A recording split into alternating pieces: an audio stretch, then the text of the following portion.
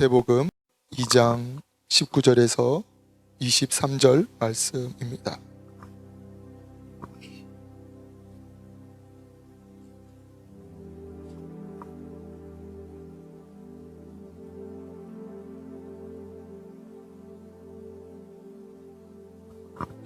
마태복음 2장 19절에서 23절 말씀입니다.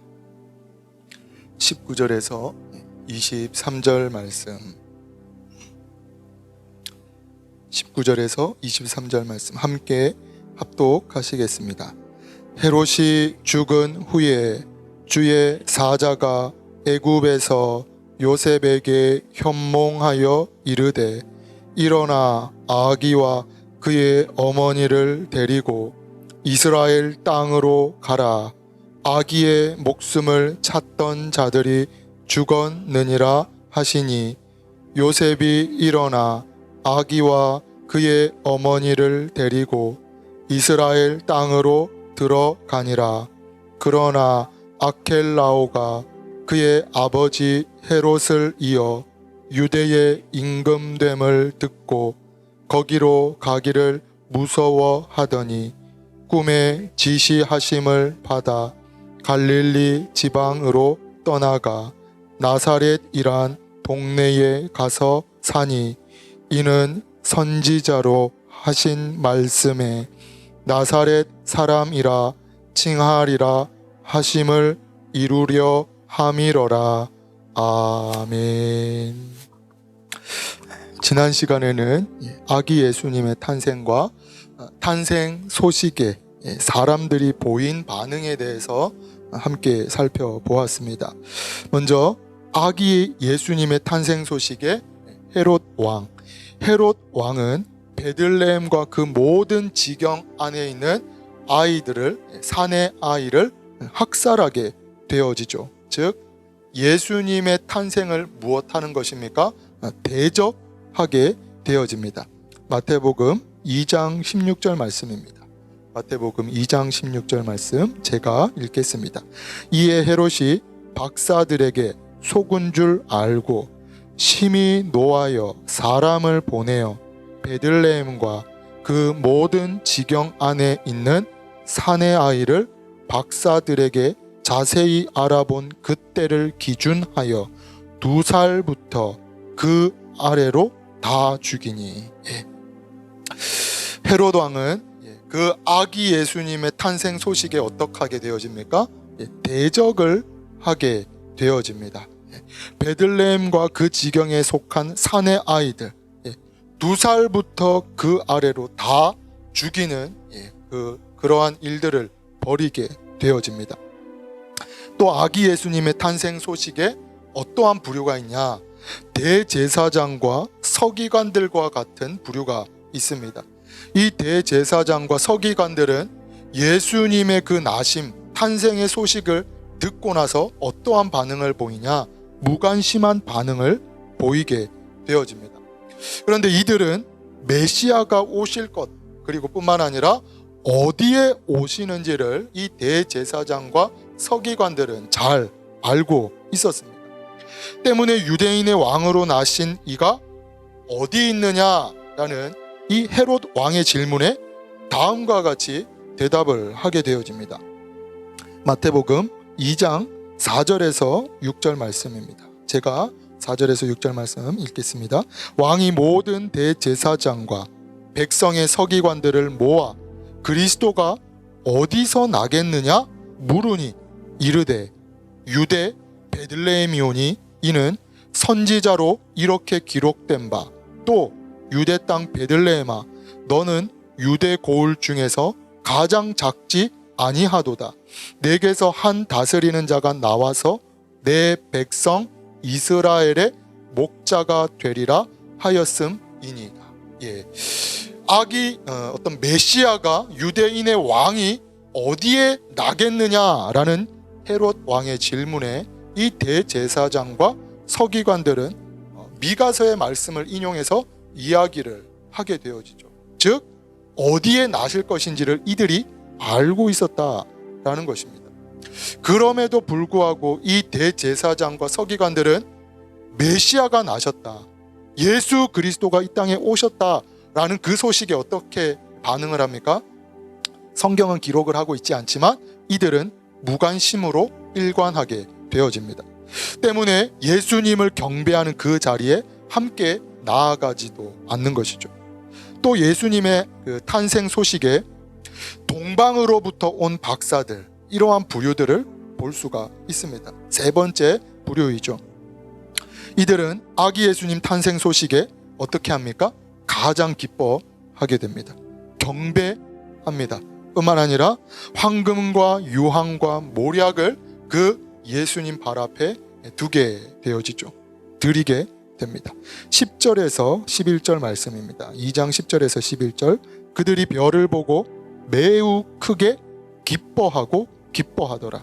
집에 들어가 아기와 그의 어머니 마리아가 함께 있는 것을 보고 엎드려 아기께 경배하고 보배압을 열어 황금과 유황과 모략을 예물로 드리니라.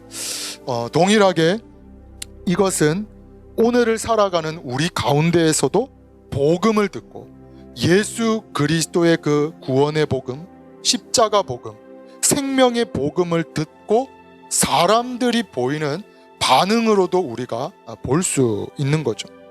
모든 인류의 죄를 대속하신 예수 그리스도의 이 복음을 들을 때에 사람들이 보이는 반응과도 같다라는 것입니다. 먼저 누군가는 이 복음을 들을 때에 헤롯 왕과 같이 뭐하는 사람이 있습니까? 대적하는 사람이 있다라는 것입니다. 뿐만 아니라 대제사장과 서기관들과 같이 복음을 듣고 그 예수님의 어떤 구원의 복음, 십자가 복음을 들음에도 불구하고 무관심으로 일관하는 사람들이 있다라는 거죠. 또 어떠한 사람이 있습니까? 그 복음의 소식을 동방으로부터 온 박사들과 같이 기쁘게 여기고 영접함으로 말미암아 하나님을 경배하는 자들이 있다라는 것입니다. 소망하기로는 먼저는 이 구원의 복음을 기쁘게 여기고 감사할 수 있는 저와 여러분 되시기를 축복합니다. 또한 이 구원의 복음과 생명의 복음, 십자가 복음을 대적하고 무시하는, 알지 못하는 이들에게 늘 때를 얻지 못하든지 증거하고 전할 수 있는 저와 여러분 되시기를 축복합니다. 아멘. 오늘은 아기 예수님께서 헤롯 왕이 죽음으로 말미암아 나사렛으로 다시 귀향하고 있는 장면입니다. 먼저 19절 20절 우리 19절 20절 말씀 우리 다시 한번 보겠습니다. 19절 20절 말씀 함께 합독하시겠습니다.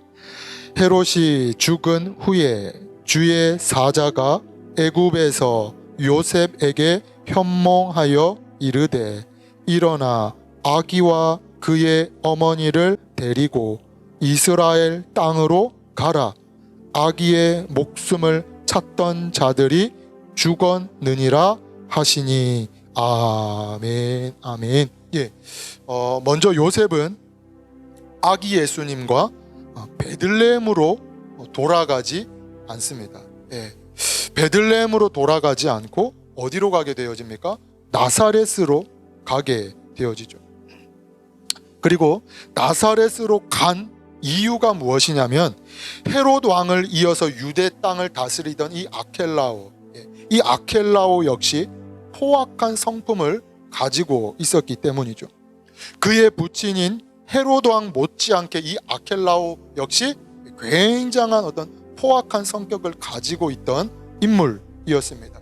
때문에 요셉은 베들레헴이 아닌 어디로 가게 됩니까? 이 나사렛으로 가게 되어지죠.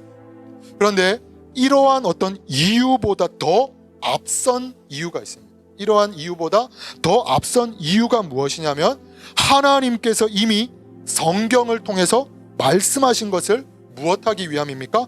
이루기 위함인 것이죠. 아멘. 아멘. 때문에 하나님은 천사를 통해 요셉에게 말씀하십니다. 그리고 하나님은 하나님의 말씀대로 그들의 발걸음을 베들레헴이 아닌 나사렛으로 하신 것이죠. 23절 말씀입니다. 23절 본문 23절 말씀 함께 합독하시겠습니다. 나사렛이란 동네에 가서 사니 이는 선지자로 하신 말씀에 나사렛 사람이라 칭하리라 하심을 이루려 함이로라.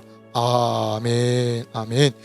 동일하게 이것을 통해 알 수가 있는 것은 역사의 중심은 하나님이시다.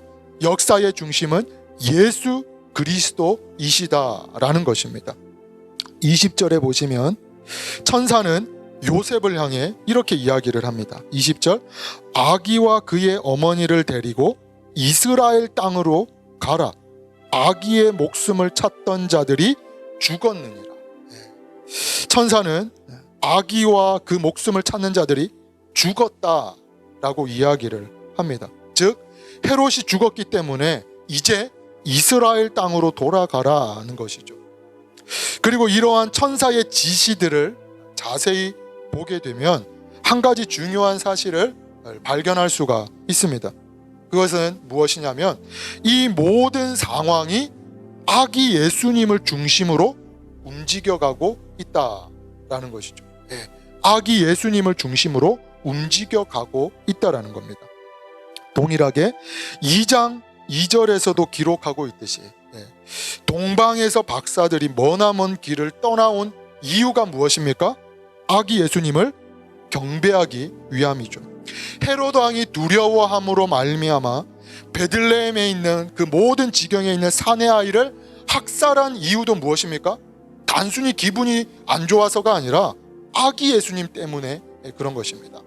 뿐만 아니라 천사가 요셉에게 지시를 하고 안내하고 있는 이유도 역시 아기 예수님 때문이죠.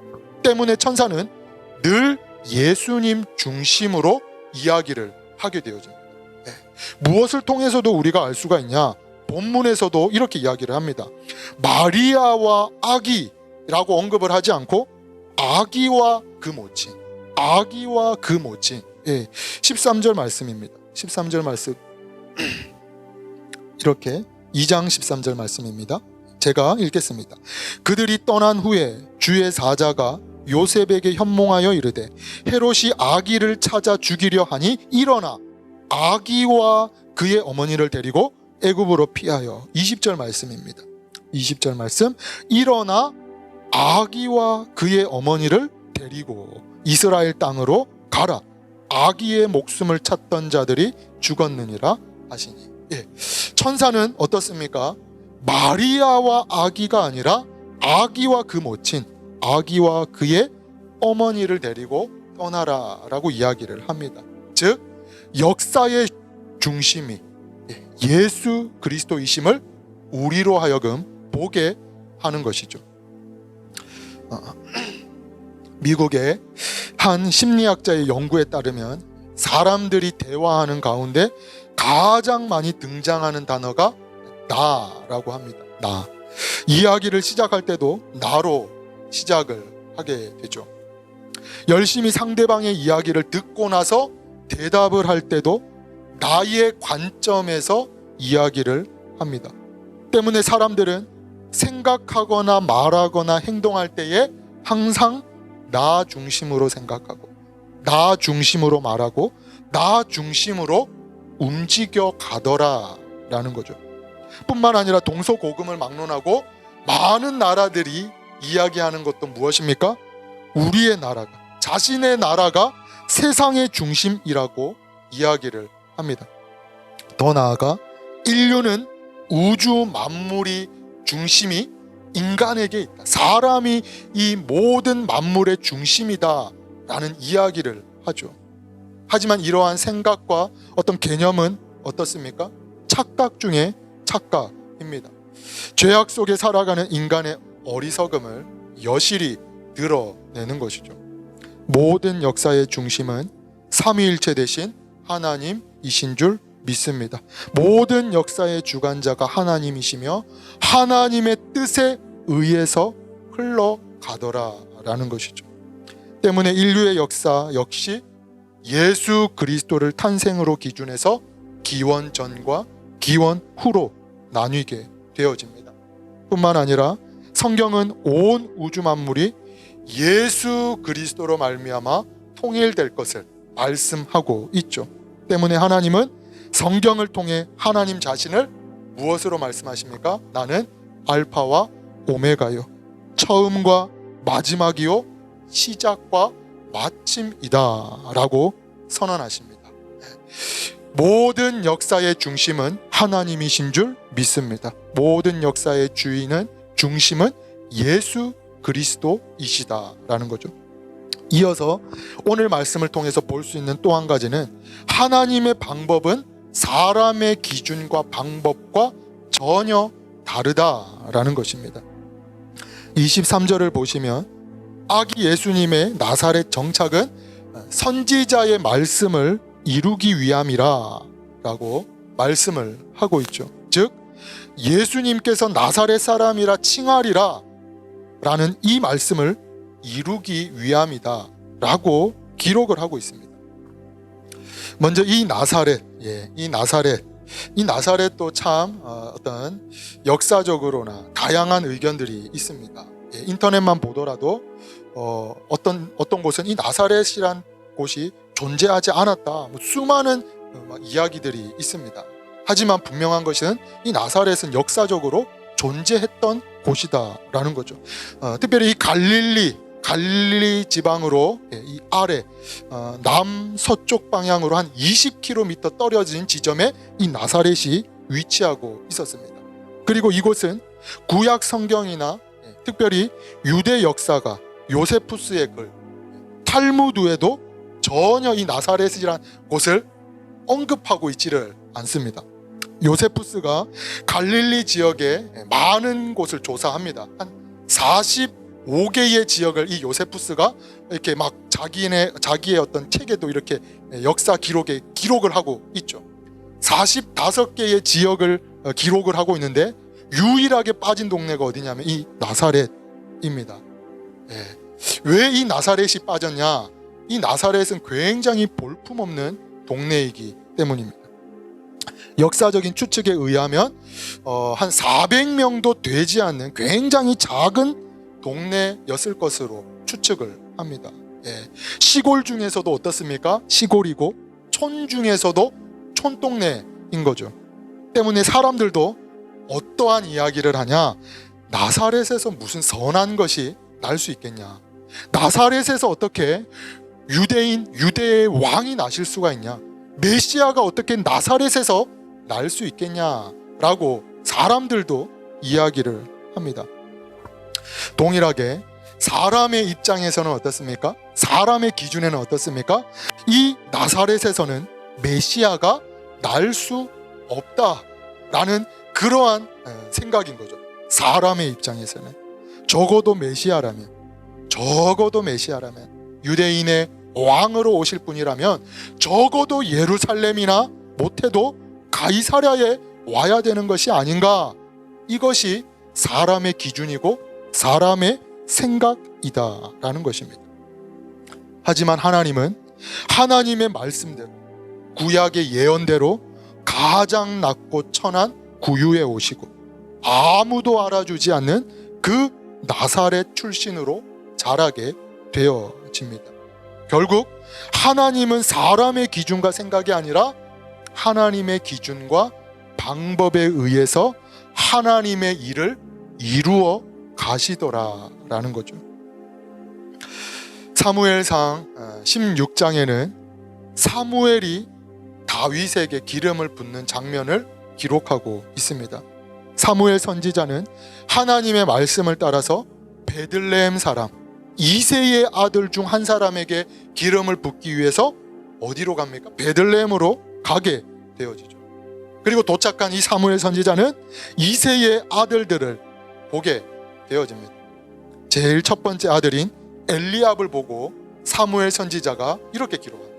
엘리압을 딱 보니까 너무 왕감인 거죠. 그래서 이 엘리야 선지자가 이렇게 이야기를 합니다. 사무엘 선지자가 이렇게 이야기를 합니다. 여호와의 기름 부으실 자가 과연 주님 앞에 있도다 하였더니 무슨 말입니까? 사무엘 선지자가 느끼기에도 보기에도 굉장히 왕으로 세움받기에 딱 적절한 인물입니다. 그러면서 기도하기를 주님, 하나님, 왕으로 세움받을 자가 여기 앞에 있나이다 기도를 합니다. 그런데 하나님께서 무엇을 말씀하시냐? 사무엘상 16장 말씀입니다. 사무엘상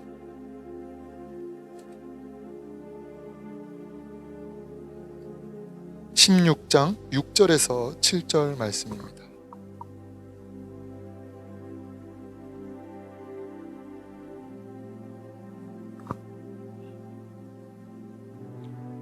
사무엘상 16장 6절에서 7절 말씀입니다. 6절에서 7절 말씀 함께 합독하시겠습니다. 그들이 오매 사무엘이 엘리압을 보고 마음에 이르기를 여호와의 기름 부으실 자가 과연 주님 앞에 있도다 하였더니 여호와께서 사무엘에게 이르시되 그의 용모와 키를 보지 말라. 내가 이미 그를 버렸노라. 내가 보는 것은 사람과 같지 아니하니 사람은 외모를 보거니와 나 여호와는 중심을 보느니라 하시더라. 아멘. 아멘. 예, 계속 펴두셔도 되겠습니다. 하나님은 무엇을 보십니까? 사람은 외모를 보거니와 나 여호와는 중심을 보느니라. 결국 7명의 아들들이 차례대로 지나가게 되어집니다. 그런데 하나님은 이 7명의 아들들을 선택하지 않죠. 그런데 마지막 아들 다윗은 어떻습니까? 사실상 이 다윗은 아버지가 신경 쓰지 않던 자였습니다. 별로 이렇게 기대를 하거나 관심을 두지 않았던 사람이 누구냐면 다윗이죠. 아들을 다 불러 모으는 자리에 끼지도 못할 만큼 아버지로부터 어떤 기대나 관심을 받지 못한 자였다라는 겁니다. 결국 양을 치고 있던 다윗을 급히 부르게 되어지죠. 그리고 하나님의 말씀이 이 사무엘 선지자에게 임하게 되어집니다. 12절 말씀입니다. 12절 말씀. 사무엘상 16장 12절 말씀 함께 합독하시겠습니다. 이에 사람을 보내어 그를 데려오매 그의 빛이 붉고 눈이 빼어나고 얼굴이 아름답더라. 여호와께서 이르시되 이가 그니 일어나 기름을 부으라 하시는지라. 아멘. 예. 아버지 입장, 이 2세 아버지 입장에서 그 기준에서 다윗은 어떻습니까? 다윗은 아니었습니다. 왕으로 세울 만한 어떤 인물이 못 되었던 것이죠. 하지만 하나님은 하나님의 기준과 방법에 의해서 다윗을 왕으로 세우게 됩니다. 동일하게 하나님은 사람의 기준과 방법에 의해서가 아니라 하나님의 기준과 방법대로, 특별히 하나님께서 말씀하신 대로 행하시는, 이루시는 하나님이시다라는 것이죠. 소망하고 축복하기로는 역사의 중심이 하나님이신 줄 믿습니다. 하나님의 기준과 방법에 의해서 일을 행하시는 하나님이심을 기억함으로 말미암아 내 중심이 아니라, 내 중심이 아닌 하나님 중심, 내 기준이 아닌 하나님 기준, 내 방법이 아닌 하나님의 방법을 묻고 구하며 그 말씀에 순종함으로 나아갈 수 있는 저와 여러분 되시기를 주님의 이름으로 축복합니다. 아멘. 기도 드리시겠습니다.